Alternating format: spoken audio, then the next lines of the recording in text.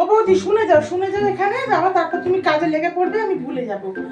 এই ক্রিমটা হচ্ছে তোমার জন্য এনেছি, এটা তুমি গায়ে মাখবে, শীতকালে সারা বছর এটা গায়ে দেবে, খুব ভালো। আমি না কিনলে তো তোমাদের আবার কেনা হবে না, না নিজের দিকে তো এতটুকুন তোমরা খেয়াল রাখো। আর শোনো, এই তেলটা তোমার মায়ের সেই অনেক কষ্ট করে আনতে হয়েছে আমাকে। এটা মাসিমাকে দেবে, বলবে প্রতিদিন রাত্রে পায়ে মালিশ করে শুতে ভীষণ আরাম পাবে, ঘুম পাবে, ঘুম হবে ভালো। এই গুটাই শোন, এই সেদিনকে বাইকে করে নামলি ছেলেটা কে ছিল রে? না না, তোর মাকে বলছি না, একটু দেখে শুন, ছেলেটা ভালো তো? না না, মানে পড়াশোনা কাজ বাজ ভালো তো?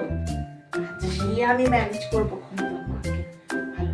আর শোন, এখন একটুখানি ওইসব মেলামেশা করছো, টাকা পয়সা তো লাগে হাতে নাকি? এ নাও, এই টাকাটা রাখো, এই টাকাটা থাক না।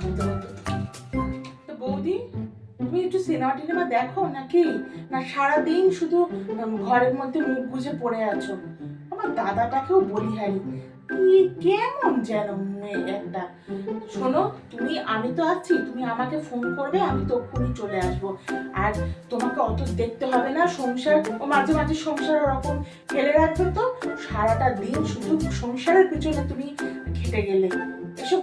আরে আচ্ছা, এই বয়সটা চলে গেলে আর পাবে তুমি? তুমি এখন ঠান্ডার মধ্যে যাবে বাসন ধুতে? আমি কি করতে আছি? না না না না, এই শোনো, এইসব কথা একদম বলো না আমাকে। চলো চলো চলো চলো চলো, সেগুলো দাম দেবে? বাবা বাবা, কর করে দিলে তো। হ্যাঁ হ্যাঁ, বুঝেছি। খবরদার বলছি, রাখো। একটা টাকা যদি তুমি দিয়েছো, আমি এক্ষুনি চলে যাবো ঘর থেকে। যদি তোমরাও পারো বটে, এমন করে বলছো যেন কোথাও লেখা আছে শ্বশুর বাড়িতে কাজ করলে বাপের বাড়িতে এসে ট্যাঙের ওপর ট্যাং পেরে বসে থাকতে হবে। তোমরা একটু বসো তো, আমি চট করে বাসনগুলো ধুয়ে দিচ্ছি।